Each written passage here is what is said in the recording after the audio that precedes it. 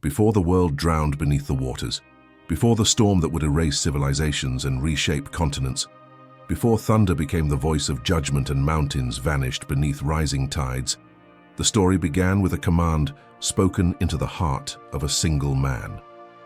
Noah lived in a world unacquainted with rain, a world where the ground cracked under a blazing sun, where dew provided the only moisture at dawn, where rivers crawled through valleys, and the sea was a distant mystery. But in this dry and ancient landscape, God spoke words that eclipsed all human understanding. Build an ark. The command was simple yet impossibly vast. A vessel longer than palaces, taller than the houses of kings, wider than any structure ever conceived by human hands. God gave the measurements with precision, but offered no manual, no technique, no explanation of the engineering required. Noah received the blueprint, not the process, and with nothing more than obedience, faith, simple tools, and the hands of his 3 sons, he stepped into a task that would consume decades of his life.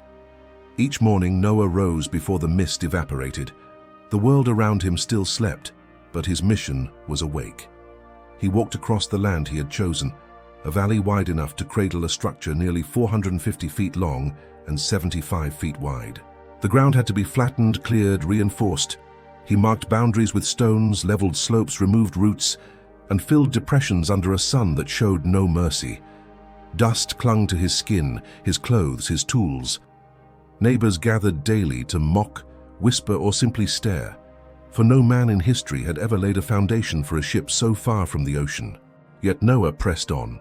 His sons, Shem, Ham, and Japheth, worked beside him. Together they surveyed the land, preparing the surface on which a floating world would stand. When the ground was finally ready, the next phase of their daily life began: the forest. Ancient trees rose like pillars of a forgotten age, their trunks thicker than stone columns, their roots gripping the soil with centuries of strength. Noah and his sons entered the forest with bronze axes that dulled easily, ropes woven from plant fibers, and the determination to bring down giants. Every tree they selected had lived for generations, towering toward a sky that had never released rain. They approached each trunk with reverence, touching the bark, sensing its weight. Then the blows began. The rhythmic strikes echoed across the forest. Noah first, then Shem, then Ham, then Japheth. Hours of relentless labor carving deep notches into ancient wood. Sweat poured, muscles trembled, hands blistered, but the tree eventually groaned under the weakening support. Ropes guided its fall. With a thunderous crash, the earth shook as another giant was claimed for the ark. Then came the harder task, moving these colossal trunks. Some weighed several tons, larger than the houses of the very men who ridiculed Noah. With no wheels, no machinery, and not enough animals to pull such weight, Noah turned to ingenuity shared by ancient civilizations: wooden rollers. They cut smaller logs into cylinders and placed them in rows beneath the great trunks, pulling with ropes, shifting the rollers from back to front in a continuous cycle. Each foot gained required precision and strength. A single misstep could send a trunk rolling into disaster. Day after day, month after month, year after year, Noah and his sons cut, dragged, stacked, and dried timber under a relentless sun. The pre-flood world, though rainless, was harsh, its heat suffocating, its dust pervasive. They built shade shelters, sharpened tools, rested only when exhaustion demanded it.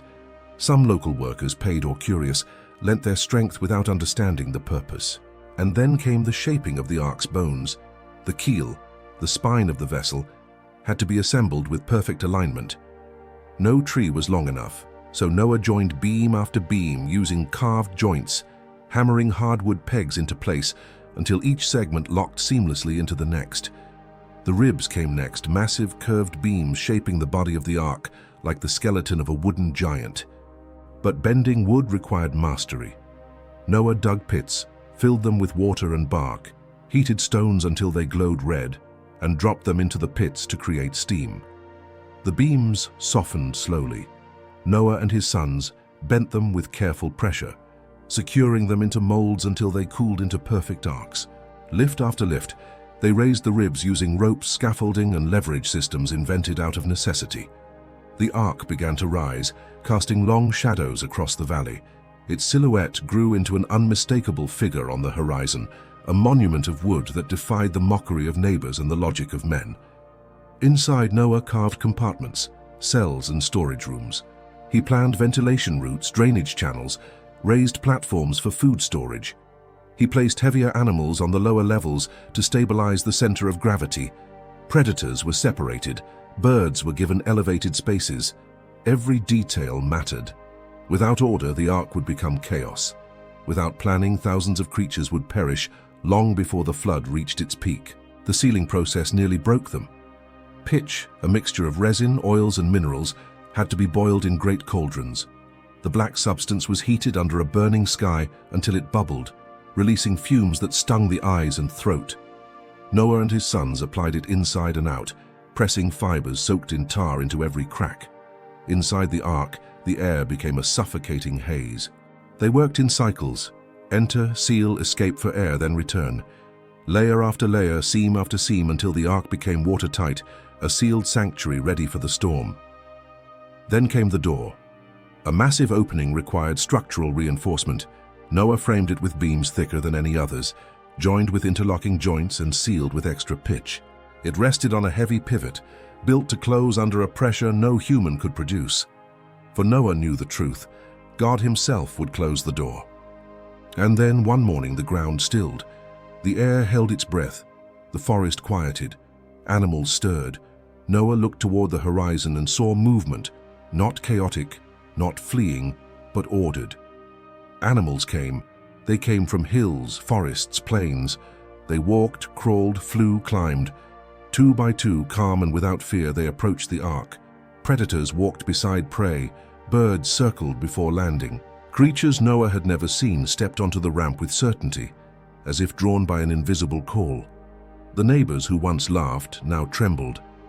Noah watched as every animal entered the exact compartment prepared for it, settling in perfect peace. When all had arrived, Noah and his family entered the ark, 8 souls, the last righteous family on earth. Then the wind rose, not natural wind, but the breath of the divine. The massive door moved. It swung shut with a resounding finality that echoed across the valley. The light dimmed, the ark sealed. Inside, Noah lit lamps. He touched the central beam and felt the trembling that signaled the beginning of the storm. Rain fell, not mist, not dew, rain. The first drops in human history struck the ark's hull, soft at first, then growing, then pounding with relentless force. Outside, voices cried out in confusion, fear, denial. The sky opened fully. Water poured like a roaring river from the heavens. Then the earth rumbled. The fountains of the deep burst. Water surged upward with unstoppable force. The valley filled. The world trembled. The ark rocked. Noah checked beams, seams, joints. The pitch held. The braces endured. The ark lifted, rising slowly into a world swallowed by water. The carpenters' daily life transformed from construction to endurance. They fed animals, cleaned channels, refilled troughs, soothed uneasy creatures. They slept in shifts, rocked by waves, surrounded by the sound of rain that never ceased. Months passed. The ark drifted across a world erased. No land, no tree, no mountain, only water. But the ark floated, steady and strong, carried by the divine design Noah had obeyed. Inside, the family cared for every creature, maintaining order in the wooden world they had built. Slowly the rain stopped. The waters calmed. The ark drifted for months more, until it touched the mountains of Ararat, settling gently on a hidden summit. Noah released a raven. It returned. He released a dove. It returned. Again he released the dove, and it came back with a green leaf. Life had begun anew. The third time it did not return. The earth was ready. When God commanded it, Noah opened the door. Sunlight flooded the interior. Fresh air rushed in. Animals stepped into a world washed clean. They scattered across valleys and hills, each pair carrying the seeds of new generations. Noah built an altar. He offered thanksgiving. And God painted the sky with colors never before seen. A rainbow, a covenant, a promise that the world would never again be destroyed in such a way. As Noah looked at the ark, resting silently on the mountainside, He understood what his life's work had been. Every tree he cut had saved a species. Every beam he joined had preserved a future. Every day of mockery had strengthened his resolve. He had built a vessel, but more than that. He had built a bridge from judgment to mercy, from destruction to renewal, from death to life. The daily life of the carpenters chosen by God had ended, but their legacy stood in timber, pitch, and covenant. A reminder that obedience can reshape history, that faith can construct the impossible, and that when the world refuses to listen, one man's perseverance can preserve humanity itself. And this is why the story of Noah's Ark remains one of the greatest ever told, a testimony carved in wood and sealed by the hand of God.